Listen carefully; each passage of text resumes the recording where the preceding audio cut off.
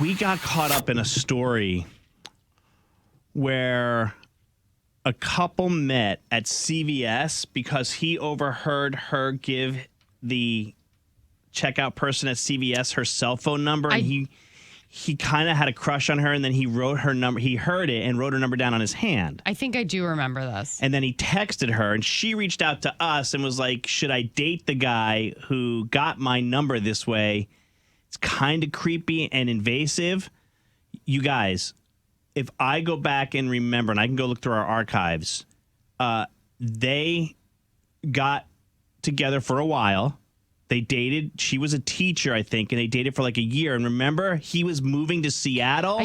I do remember this, and I couldn't remember if it was them or the Jeep couple. I think this was them. Okay. And because I asked our crew to look it up, and they did. And they said that he moved to Seattle. She came on with us to say she wasn't ready to move to Seattle, but she eventually was going to. Since then, I don't think we've gotten an update. No. The point is that stories like that are more popular than you think. We found this from Your Tango. A woman got a creepy text message after a stranger saw her number on her luggage tag at the airport.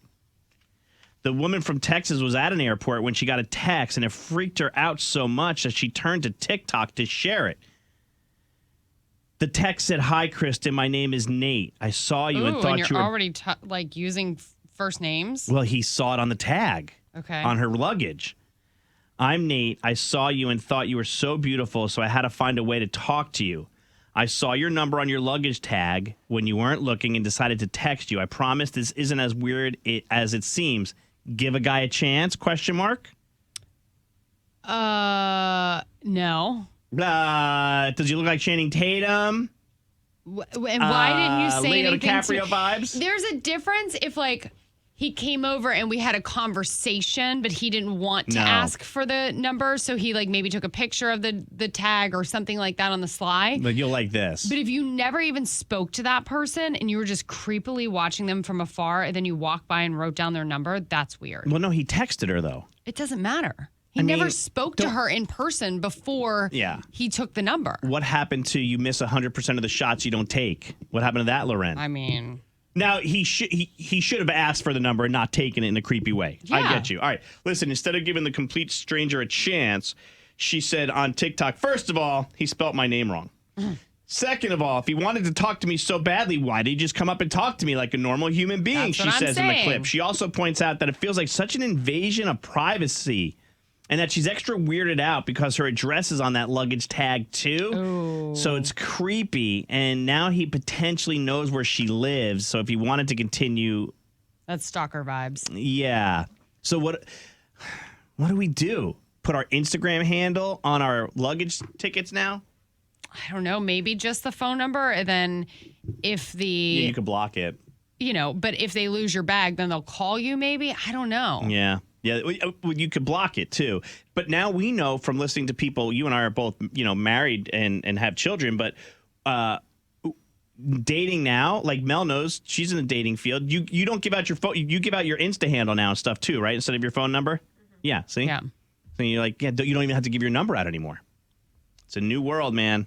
But so maybe the way it should stay, sir. Do not take my phone number off my luggage. The only way you get to Loren is if you're like, hey, I got your phone number off of your luggage tag, and I was just wondering if you would like to come to Hawaii with me for a week. Right. And Jordan is on hold, and she says stalking sometimes works. Okay. Kristen, tell us. Jordan, not Kristen. I'm sorry. Jordan, tell us how this worked for you.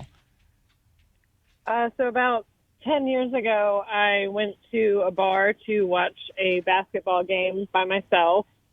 And this guy, a couple seats down from me, struck up a conversation with me. And we ended up having a really good conversation. We talked for probably almost 2 hours. And at the end of the conversation, he didn't ask for my number, my name, or anything. And I was going through a divorce, so I just was, okay, that was a great conversation. I'll leave.